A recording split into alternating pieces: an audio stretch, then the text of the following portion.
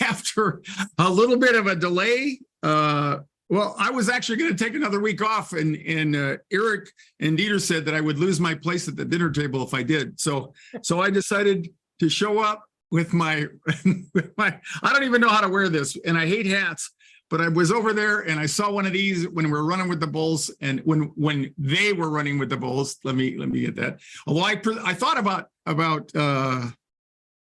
actually saying, hey, everybody, welcome. It's cleared for takeoff. It's Fearless Flight Live, and we're back this week again with another show for anybody who has a fear of flying. If you know somebody who's got a fear of flying, or people who just like to talk about airplanes and airlines and whatnot. So glad to be back with you. I did have a really fun trip over the last week and a half or so. And Eric reminded me, it takes, what'd you say, Eric? It takes 1 day for every time zone you cross to get back. And that would be just about right, because I was sitting here snoozing, just falling into my keyboard here just a little while ago. Yeah. So we're back here tonight. We're gonna this other show or format that we typically do. We're going to encourage you to hang out here and ask any questions you might have.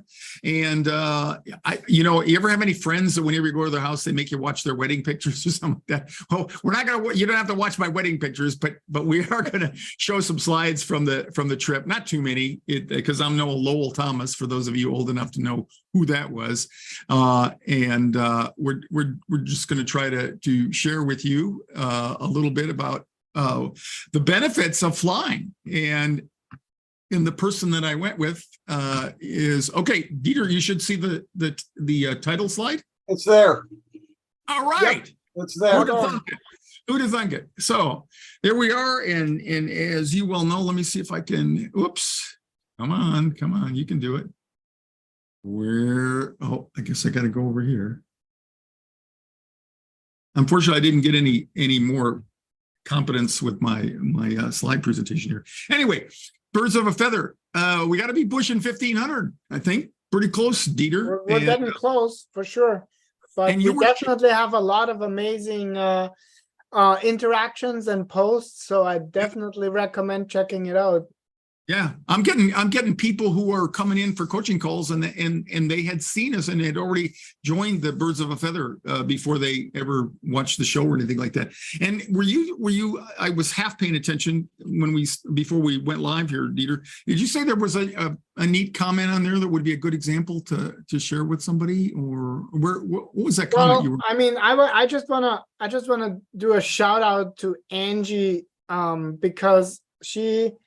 I'm sure wrote out how many of you may feel, and that is being tired of your fear of flying, being tired of feeling afraid. And a post like hers sometimes can be very cathartic because it gives other people kind of like permission to sink into the emotions. And it's a really powerful post. So I definitely, Gary says, as a comment, I feel the same way every day, and that's so, I'm going to say powerful for us to witness somebody having the courage to walk out of their shame and walk out of their darkness and kind of like letting it all out. So I really encourage, if you're not a member, please do join. And if you are a member, please come back and share your experience or ask questions, whatever it may be. It's just a really powerful group. Yeah. So. Okay. All right. Did I screw that up? Is it now? Yeah, we're showing your presenter view again. Yeah, we're seeing your desktop with your Finder window. Hold it. I got it. I think I got the problem. He's got a couple time zones left to go. He'll pull out. Yeah, exactly. There's a few time zones on the monitor right here. If you happen to click on that PowerPoint up there, maybe we'll see it. There's nope, that was not the this one. There we go. There we go. It does a magical disappearing act. Oh, of course, now we're on the move. It's got a mind of its own again. Okay, so here's what we're gonna do tonight. We're gonna talk about a new Clear for Takeoff 301 class. Actually, two of them. So if you've been looking for us to do that, we're going to do it. We're going to talk about that in just a second here. Let's talk a little bit about running with the bulls. You can see it's run WTB, and they made a big point to tell us it's not running of the bulls, it's running with the bulls. And so now you know the true skinny on that. We'll talk a little bit about the monthly live coaching webinar that continues to be something that's very popular, and the Fearless Flyer Club. Okay, so we want to talk about this. Dieter and I Dieter's has put together is getting together the things that we need online to the portal to get into this, and we're tentatively going to go to Los Angeles. Going to fly from Phoenix to Burbank. I have to do that. And then we're going to meet with anybody in the LA area or who will be in the LA area. We're going to go out of Burbank, probably to Sacramento again. I'm looking at where the best fares are. And we picked it far enough into the future to do two things. One, give you the best opportunity to prepare for holiday travel, if that's one of the things that you've been working towards. And the second thing is to get it far enough in advance so that you can get out there and buy the fare and get the cheapest fare on Southwest right away. So you don't have to wait until the night before and then say, Capt Ron, did you know that it's $5,687 to go from Burbank to Sacramento? No, it won't be that much, but they do. The closer you get to the flight, the more they figure that you have to take that flight, and they drive the fare up. Okay, and then Phoenix, we're going to come back. I'm going to come back and do one out of Phoenix. Probably Phoenix. We might go to Burbank and back. Might go to Vegas and back. I'm just going to look for the best fares and the things that meet the time of day. And we will have, for each of them, we will have the LA one. I just met with the fella who owns the studio that we used to do the live class in, and he's back in business up just about 20 minutes north of Burbank Airport.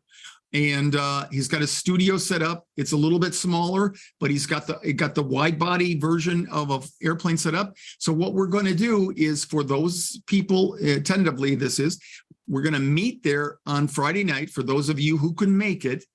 And we're going to do our warm-up flight, our practice flight, live from that studio. So those of you who can get there live will be able to actually sit in the airplane with us for a little bit more realism. And if you can't, whether you're flying with us or not, then we will include you via live stream, just like we're doing now. And then Phoenix, of course, we don't have the advantage of having anything like that. We'll do that with a Zoom meeting like we normally do. But so for any of you, in addition to all the other things that you get when you take the 301 flight, you'll get a briefing in either the night before or a couple days before, and that'll be part of the package there. So and if you're a member of the 201, of course, you get a discount for the 301 flight, and we'll have to see about the class. Anybody in the coaching in the club, we might have to do some discounting or some incentives for that, Dieter. So anything else you can think of, Dieter? Next week, August 1st, if you're watching that this particular episode, we will have the registration page up already. So as of August 1st, you'll be able to register. But again, the real key here is when that site is up, we already will have the flights available. And the sooner you purchase those flights, the cheaper they will be. There's just no way around it. And the only other thing that I'll say is with the ability to be at the studio, there will be a limited seating capacity at the studio. Do you have any idea how many people we could fit in that airplane over there now with the new configuration?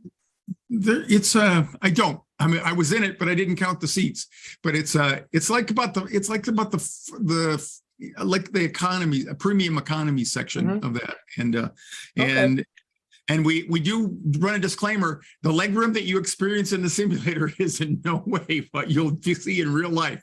It's extra room between the seats and in the aisle so that they can run video cameras and stuff up and down the aisle. Because what he does is he contracts out to movie productions, anybody making a feature film or documentary or anything of the sort. Those are his clients, and so he makes the seats a little bit wider. So I have to do that, give that caveat out so you don't get this when you get a real airplane and your knees are up under your chin there. So hey, let me just add this, you guys. I told you twice to buy these tickets early, and I usually don't and regret it. I'm sure hoping to go with you. Number one, number two. If you're on the edge and you don't know, you're not sure, you do wait, they will get more expensive. But if you buy them right away, and for some reason, any reason you can't go, this is Southwest. You can throw them back till just really an hour, 10 minutes before, some crazy thing. Full refund, no cost to you. So at least if you're holding those tickets at the lower price, you'll be way better off than chewing your fingernails 3 or 4 days before. Yeah. And you can pitch them back and it won't cost you a nickel. And there's a good chance Eric will be going with us, and we'll have a cast of plenty of people so that we got a nice mentor to student ratio. And regarding what Eric was talking about more on the tickets, Southwest has introduced a new class of fares. So some of you are a little bit worried if you get there and you don't fly. In the past, if you bought the cheapest fare, the one to get away, then what you had to do was you could preserve the credit for a year, but only you could use it. Now they have a slightly more expensive version of the one to get away fare called One to Get Away Plus. And we'll talk about this next week some more. But anyway, with that one, now you get the same credit protection for a year, but now you can give that credit to somebody else, and all they have to do is have a Rapid Rewards account, which is no big deal because you can go online and do that. That's free. And then of course, if you are really not thinking you can do it, you can buy a full fare ticket at the top fare, and then if you don't go, it's fully refundable. So they've added that other class of fare in there, and we want to make sure that you're aware of that, so you don't feel like you will lose the money. Okay. All right. So let's go back. I'll talk a little bit about the trip. So this is my now become a longtime friend and I can honestly say formerly fearful flyer, Michael, and I've flown with him a number of years. In fact, he got so comfortable flying with me every year that I told him it's bad for business. I said, people are going to look at you at all these years we've flown together and say, well, why would I want to do Fearless Flight? Because he's still doing that. But the reality is last year we flew to Europe also, and just not unlike what we did this year. And one of the things that was really, and I'm going to have Michael on the show here down the road, but one of the things that he noticed was one day we're just standing around, he says, what's really funny is I'm not thinking about the flight anymore. Because before he would obsess with that. And that goes along with the note or the post out of the Facebook group there that Dieter was talking about. And I've been working with some people in this last week. One of them was Angie Lewis, in fact, and talking about that. You get frustrated because no matter how hard you try, it seems like you still have that anticipatory anxiety in it, and both before the flight and on. And so one of the things I'm working on are some new videos or some new audios. I'm gonna test drive them on some people, and because with the feedback I keep getting is people just need to hear some counter thoughts when they get to that level of where am I? We already have the cockpit. What's the name, Dieter? Cockpit confidential. Confidential, where Dieter or where Eric and I got together and we recorded a play-by-play of what we're doing up in the cockpit, and as on a regular chronological basis for a routine flight. And some of you may have overlooked that, but you can get that, and that's something to listen to as an alternative. It gives you kind of an insider's view, and it's more technical. Some of you out there are less emotional and more technical or more mechanically oriented in your fear. And so it helps to hear what's really going on. Why don't I need to worry? And so I think the new genre of audios that I'm going to do will be a combination of those, where there's kind of a play-by-play of what's going on.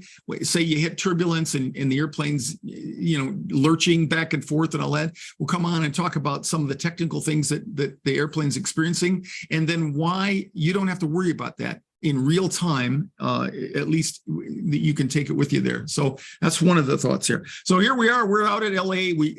Michael is very adventurous now. So he said, let's try another airline different from what we've done before. So we rode over on Aer Lingus, wonderful flight, and great menu. And you've heard me say this before, if you have in your budget, particularly if you're going on a long haul flight, an overwater flight, or, to Europe or to the South Pacific or something like that, and you can save up your money and try to commit to at least an economy plus flight where it's a regular seat, but a little more room, and they have footrest up in front, and where you get a little more space to you. But if you can really pull the plug and get business class, I think I don't know if you've done it, Eric, but my experience is most of the airlines are getting rid of first class, and they're going to business class because they had fewer seats, and they weren't getting enough people to do that. So now they pretty much have gotten rid of first class and downgraded. But the good news is, if you're flying in business class, which is what we were doing, you're going to get a full lay down seat. And it's not just the fact, although it's an advantage, it's nice to be able to lay flat in there if you're trying to sleep. But I think the biggest thing is when you get in, you realize you've got this whole area around you. And we were on a Boeing 787, and I think this 777 is pretty much the same way. In the area of these seats, there's no bins in the center. I mean, it's like a cathedral. You look up and it's darn near 12 feet, I would say, to the ceiling there. So for anybody who suffers from claustrophobia, I know it can be expensive. I know it's a goal, but if you have enough time to save up for it in advance, I would highly encourage you to do that. Also, what Ron's mentioning, go along with all of it. I just had one of my first biggest shot trips was when I went diving in the Red Sea and flew over to Egypt. If you look around at some of these foreign carriers, you can get that business class lie flat service if they code share with the American carriers. You can buy it through the foreign carriers or the American carrier and save a fortune and still get that seat. Cool. This is right after this is on takeoff, I think, because we're only going at 20 kilometers per hour. But what I wanted to do is kind of give you a sense of the length of the flight and all that. But particularly, every airline now has except the Polish airline lot, they do not have Wi-Fi. We were shocked when we got on the airplane coming home. No Wi-Fi. But most of the other airlines, domestic and international, have free Wi-Fi, and you can get their entertainment systems on that. And this one was in the seat back in front of, or in the display in front of our seats as well. But it's another advantage of flying, or another asset that you can use when you're flying now, so that you can focus on something other than how badly you're feeling. So I encourage you to take advantage of those things. The main thing you need to know is you need to download the airline's app before you get on the airplane, because once you get on the airplane, you can't use the internet unless you've already downloaded the app to access it. And if you're on the monthly coaching call, the story behind this is we took off. We went and spent the night in Dublin, and then we flew down to Madrid the next day. So we got on the airplane the next morning, and Michael was sitting on the aisle. I was on the window, and across the way, he noticed there was like a mom and her daughter there. This being the daughter, and he noticed that the daughter was kind of nervous, and then we saw her break into tears and stuff, and I don't like to be invasive or intrusive, so we got the flight attendant, and I pulled her over and I said, is she like nervous and, about flying stuff? And she said, yeah, she's terrified. I said, would you ask her if she wants to talk to somebody about it? And she did. So I went over there, and it was just so much fun. And she was so relieved. It was really cool. And her mom confessed also that she was not all that good about flying, but she was trying to keep a stiff upper lip and present that for her daughter. And so we flew all the way down from Dublin to Madrid. I think it was like just over a couple hours or so. And when we got there, we ended up waiting baggage claim together and all that. And I gave her my card, and I didn't want to push her too far, but I said, I would love to have you come on as our guest sometime. And so who knows, we may have her do that sometime, but she was really sweet. That's just another one of me. I'm traveling with Michael, and I said, I saw this hat out there, and as much as I don't like hats, I said, I need that as a souvenir. So he went out and bought it for me. Okay, so we'll cut to the chase here. So here's the running of the bulls. And no, yours truly did not. However, I could have told you that, and there would be no way of proving that I didn't run with the bulls. And just some background behind this, the whole festival ran from July 6th to July 14th. We just participated the July 12th, 13th, and 14th. And so this was the first morning, or the second morning, that we went out to run on the bulls. And all these balconies here, these people lease out these balconies to all these travel groups like the one that we were in. And you got to be there no later than 6:30 in the morning, because they shut down the street at 7, and the bulls run at 8 o'clock. And so you see the people down in the street, and a lot of police officers. They're very tight on not so much security, but messing around. Any behavior down there that's not in conformance with the way you're supposed to be, they will take your butt right off of the street there. They're very specific about that. And the street's very narrow. I mean, I'm guessing it's not more than 20 feet wide. And all the businesses there, they have these big barricades they have to slide these timbers down into when they start it. So so the bulls can't run through there. And so the whole course is about just under a mile long. And you start at the beginning there. If you want to run, you start there. But in that hour before, they spread people out throughout the street. So the real trick, if you really want to run with the bulls and get a chance of somebody getting a picture of you right in front of one of the bulls, is you got to be in the head of this group there. It's because otherwise, it doesn't happen. Anyways, at 8 o'clock, they send off a rocket, and then they do another one right after that. But anyway, at 8 o'clock, promptly, they set the rocket, open the pins, and the bulls take off. Now, there are 6 bulls, and each one of those are going to be in the bullfight that evening. But they also run 6 steers, which are also large animals. The bulls are absolutely gorgeous animals. They're pampered and hand cared for and all that.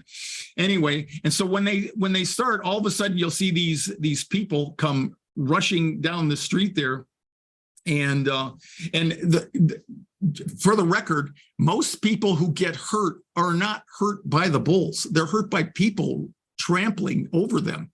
And we saw evidence of that on a couple occasions where the crowd, it's just like a mob. It's like some of the soccer games you see in Europe where that people get pushed up against the fence and get crushed and all that. So that was the biggest risk. And I was not tempted, although it was not a big deal. I could have hid out in one of these little alcoves down there and then say I ran with the bulls and all that, because they allowed 1,300 and some people on the street every morning, which is a bunch. And a lot of the people, they never even get anywhere near the bulls, because the bulls take off and they're all the way back at the start line there. So anyway, very quaint. The city dates back to 25 AD. That's when Pamplona was started. It was part of the Roman conquest out there, and the actual festival is called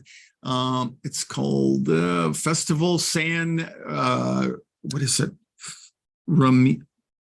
It escapes me right now, but anyway, it's named after the son of a Roman senator who became baptized into Christianity, and then he decided he wanted to tell the rest of the masses how great Christianity was. And so, but the rest of the masses, they were pagans and they weren't big on that. So what they did is they ended up stabbing him in the side and eventually doing him in completely. So if you can see people when they're dressed like down the street, it's kind of hard here, but they have a sash that you wear on your left side, which symbolizes when he got stabbed. And then we all wore red scarves, which symbolizes they cut his head off after that. So, and for how they ever started taking out on the bulls, I have no idea, but so that's the history of it. And then of course it's a lot of good food and things like that. Here's just another shot of the police down there. They're everywhere to help. And of course they got first aid kits and all that.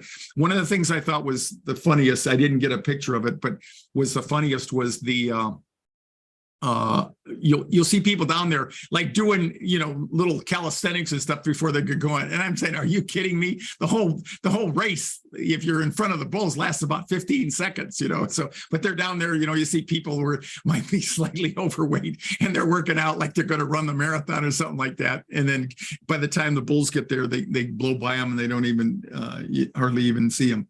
This was it more. I was not a big bullfight fan. I watched one fight. I couldn't do it anymore in the evening. But at the end of the running of the bulls every morning, then they allow the people. These were people who were in the run on the streets with the bulls. The bulls come pouring into the stadium, and if you look up there, just to the upper left-hand corner, they open that gate there, and the bulls and the steers vacate the arena there. And then after a little bit of time, 15, 20 minutes, things settle down and you had to buy a ticket to get in to watch us. All those people in there, you can see right in the center of the screen there's a young bull. And they have 5 young bulls and they bring them in there periodically and they leave them in there for about 15 or 20 minutes. And these people just taunt them. I mean, this was the insane part, because if I don't know if I have any on this video, and I think Dieter said all I got to do is tap the screen. Yeah, see if you can get it in motion because it's pretty funny. There we go. Harry's clearing a lane out. Whoa.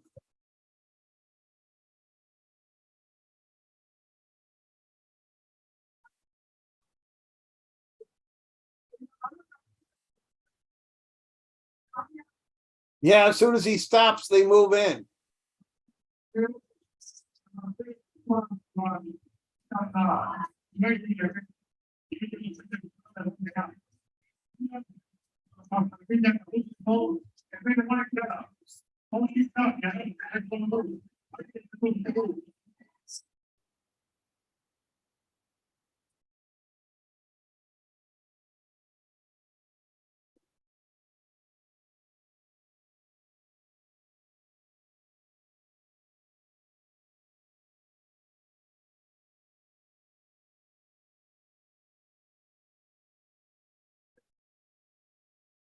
Oh, like I said, this is the crazy part.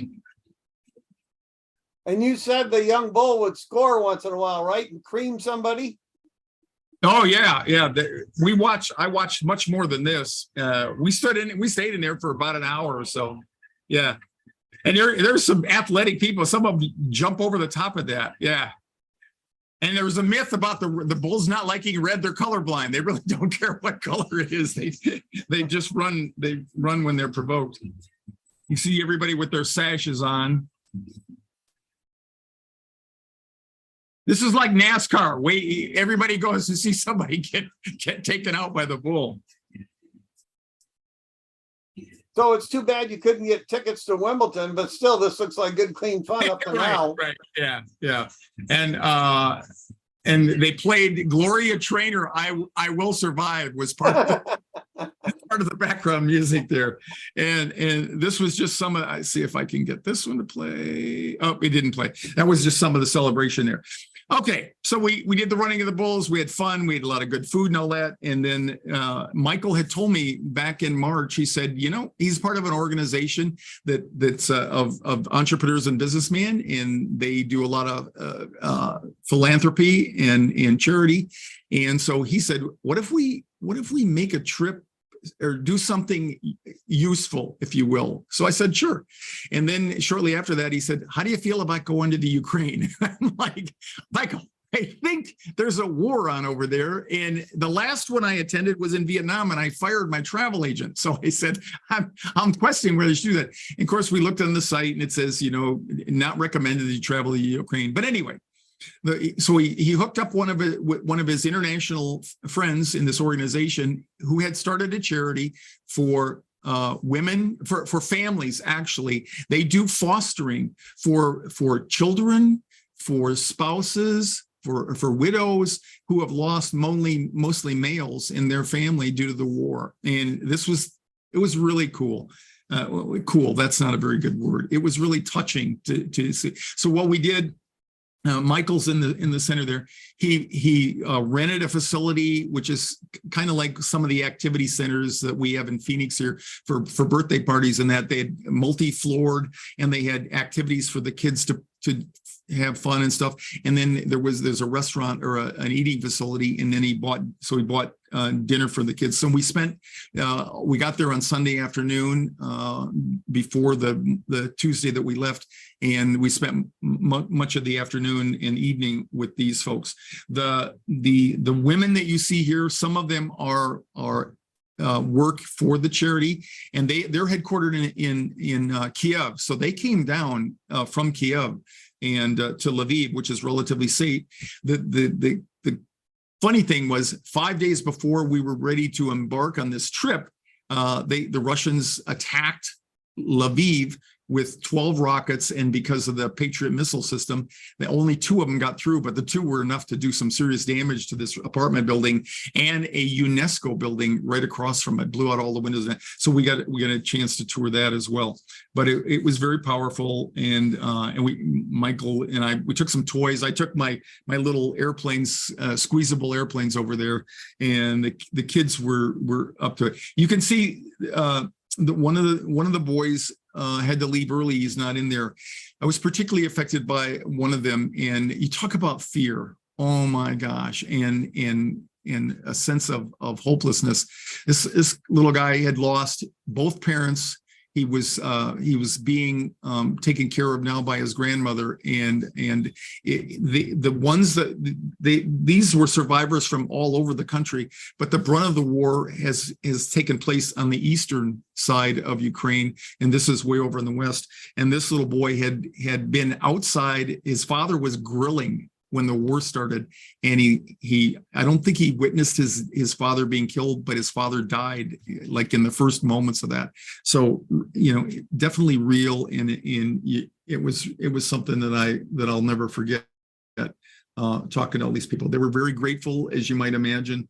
The last day we were there, before we departed, we drove back up to back into Poland, back up to a town called Lublin, spent the night before we went off the next day. This is a part of the cemetery that's dedicated to all of the casualties, or the people who have died in the war so far over there. It's interesting in and of itself. They have live flower beds over each one of the graves, and they have water there, and you'll see people out there every day maintaining the graves. So it was, again, always compelling. And I put this in here because traffic there, like traffic anywhere, is crazy. Everybody, they just kind of, one hand on the wheel and the other hand on the horn, and that's the way you go through there. And I didn't take a picture of, or bring the picture I have, but the city streets are cobblestone. I mean, some of those streets are 1,000 years old, and I think your shocks probably last about 6 months over there before you'd have to replace them. And Chief, the cab driver, you said these guys were great, but they spoke no English, right? And you didn't speak too much Polish or Ukrainian. So it's an exceedingly bad time to have the battery die on your cell phone on the translation function. Right. So that's I was sharing that with Eric. So this is the last slide. So this is symbolic. This was our ride on the last day. We went the night before the last day. So we went from Lviv back to Lublin, which was just about 2 hours south of Warsaw. We positioned ourselves a little bit closer to the border because from Warsaw to Lublin is about 2 hours, but Lublin to Lviv was about 4 hours plus whatever time you spent waiting to cross the border. And that was incredible. And we crossed on Sunday and Monday, and it was like 2 hours just sitting there waiting to get cleared to go over there. Anyway, so we had all the cab drives. We had 4 cab drives to get down there and get back, and none of them spoke English. One had a little electronic calculator or translator with him, and he would talk into it, and then we read it, and it was pretty good. I was impressed, but all of them, speed was not something they were afraid of. We were going, and I had my converter there, kilometers per hour to miles per hour, and we're doing about 90 to 100 average in the open spots, but they slowed down when it started raining on the last day. They slowed down to about I think we got down to 75 or so.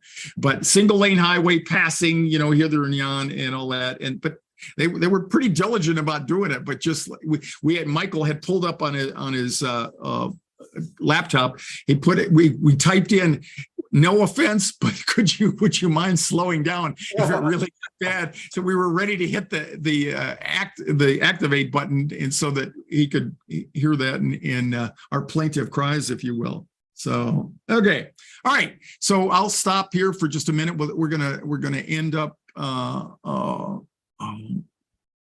closing here in just a minute. We'll talk about the things coming up again, remind you about the classes over there. I don't know if there's any comments or anything so far. Couple of questions about the Cleared for Takeoff 301 classes. Okay. Okay. And like I said, we will have all the information up there. We haven't completely signed off on the price. We're trying to keep it the same, which means $497. Yeah. But we do have to crunch the numbers before, but it'll all be there next week in time for the show. And just to give you an idea, if you buy the plane tickets early, they're about what, 90 to 110 bucks. Yeah, I've looked at picking destinations, and they're in the Burbank to Sacramento, Oakland, that area.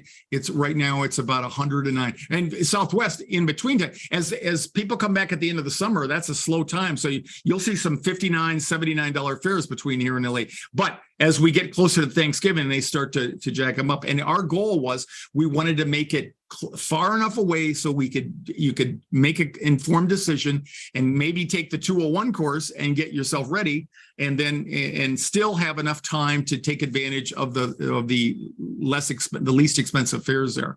And so that was our goal there, and get you prepared for the holiday season. So, and the other question was, and I'll just answer this one as well, for that price, the Friday live or live stream, depending on what's more convenient for you, because I do realize it's North Los Angeles, and there is traffic and all sorts of things. So you may choose to attend the live stream and then come the next morning to Burbank to the airport and fly, or you come and attend live, be in that airplane mock-up on Friday for the evening class, and then on Saturday morning from Burbank for the flight. So yeah, there's different options, and like I said, we'll have that on our website next week.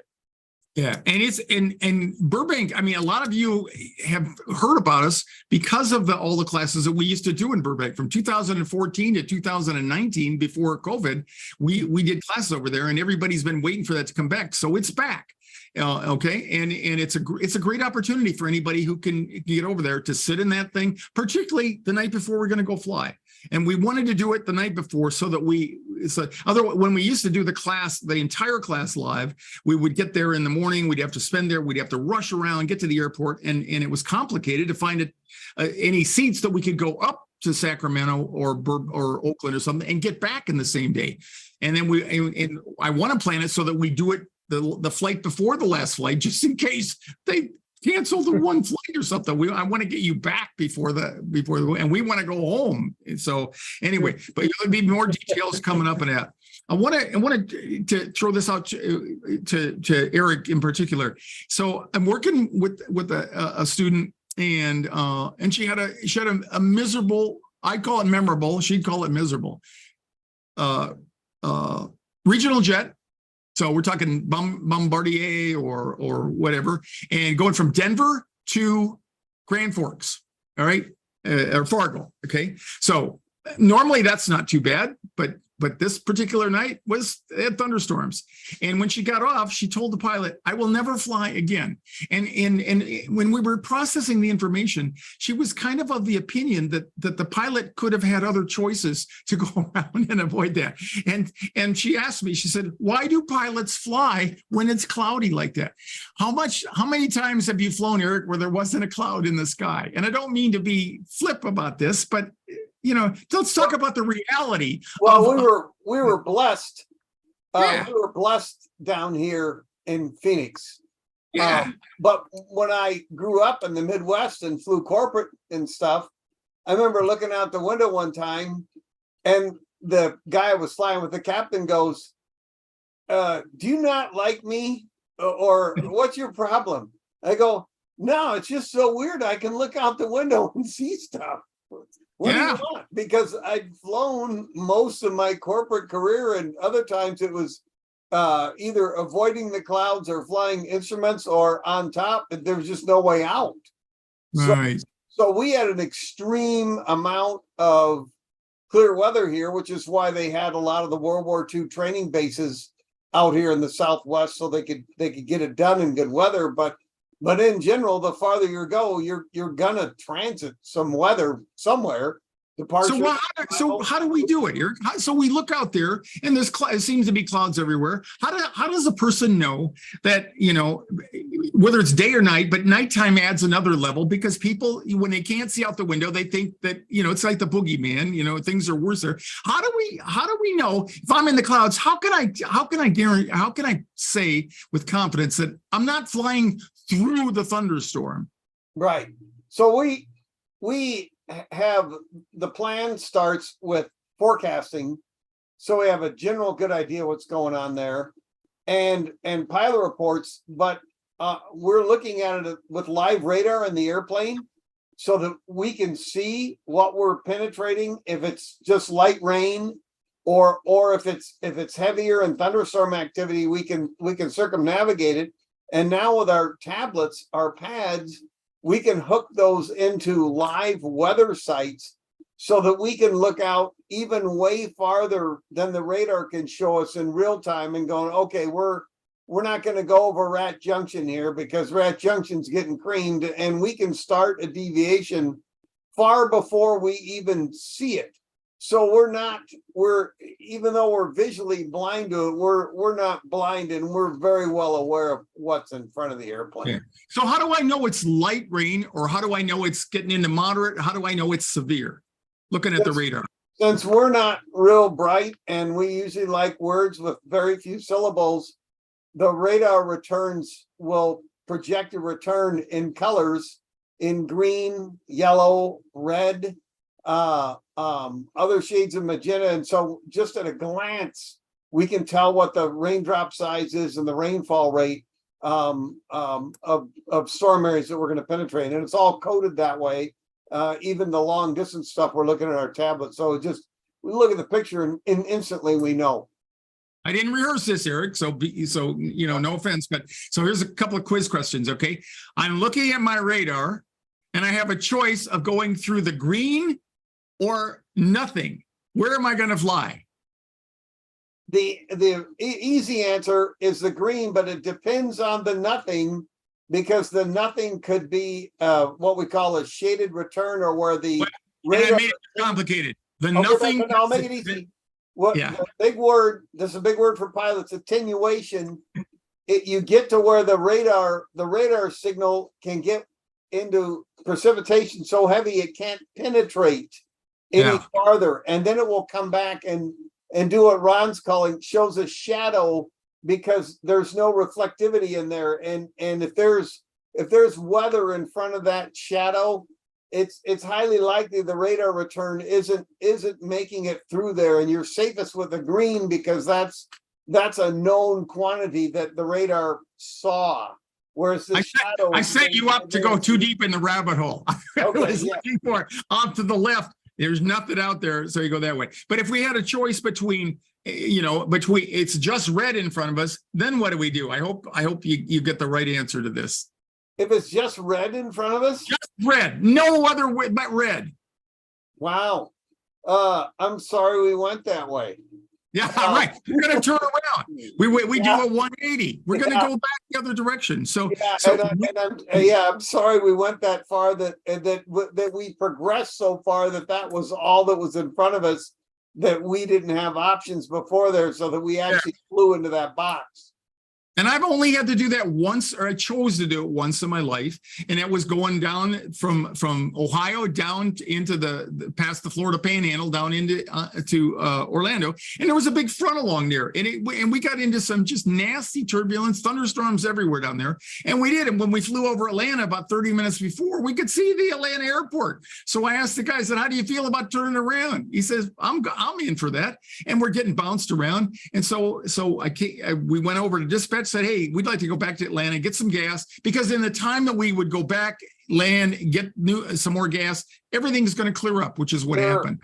And when I made the PA, typically people could say, "Oh, geez, I'm on a schedule," something like that. Nobody cared. Everybody said, "Yay, we're gonna get out of this, avoid it for a while." So anyway, so the point I want to make is people just don't have a context for that. Like, unless you're a pilot, you just don't know how can they fly in the dark or in the weather when they can't see out the window. So I can do that. It's not magic. It's years of training and experience, and that's how we do it. Okay. All right. Flight Attendant Diane I don't know if we put it up or not, but she took a screenshot of one of her trips in South Texas of the pilots doing a very good job circumnavigating a whole front in these towering cumulus going from one of the smaller towns back up to Dallas. And one of the captain is a really good guy. She knows is kind of a droll Western guy. And the passenger got off and said, "I should have driven. It would have been faster." And the captain says, Yeah, it probably would have. Okay. And Michael, the fellow I just flew to Europe with for the second summer in a row, Michael called me probably 10, 15 years ago. And he said, "How's this for a plan?" Because he just couldn't stand the thought of turbulence and long flights. So he said, "How about if I go from Phoenix to Albuquerque, rent a car, and drive up to Kansas City?" Guess what? He drives up, he's crossing Oklahoma, I think it was, and he gets in tornado area. It ripped out buildings and hotels and stuff. So he would have been safer on the airplane in the long run. I would wait for you to say, and then he hit a tear. Yeah, right. And we got other stories like that. So you know what I think, Eric? I think we should put some slides together with radar displays and combine them with pictures out the window to show people what I think I can hear Don Calvert cheering already. Yeah. Because turbulence, some people, they're convinced they'll never get over it. And with that, they probably won't ever get over it. But anyway, so I just want to remind you, 15 minutes could literally change your life. If you don't know where to start, you don't know what to do a 15-minute coaching thing. Most people, that's how Michael started. That's how many of the people that I've worked with get started in this whole thing. And we want to say a quick reminder about the Cleared for Takeoff 201 online course. It's been a long time coming. The pandemic pushed us off the edge to get us to do that. And this is a great lead-in gesture if you want to fly with us in any of the 301 classes. We're coming up. Let me put in a plug for Ron and us. This is really a fun time, and we get a lot of interaction with you personally and get to know everybody really well before we fly and get all your questions answered. It's really, we used to put everybody in a hotel on a weekend and sweat them and us half to death trying to get through this to fly. And this is a much more relaxed, prepared pace. And I think you'd really enjoy it. Yep. And we're gonna get you ready for it. And if you got 30 days to give us, that's more than enough to get you ready for a flight. You get access for 2 months, and then we offer 2 of the global online or monthly coaching for everybody who's in the Fearless Flyer Club. But beyond that, you get 2 of those when you're enrolled in the online course. And here's the club. We have an app now, so you can get anything Fearless Flight on your portable device. And we really want you to come and join us. So, okay. Well, we went long. I guess that's because I had more fun than I thought on the trip over there. But anyway, thank everybody for showing up tonight.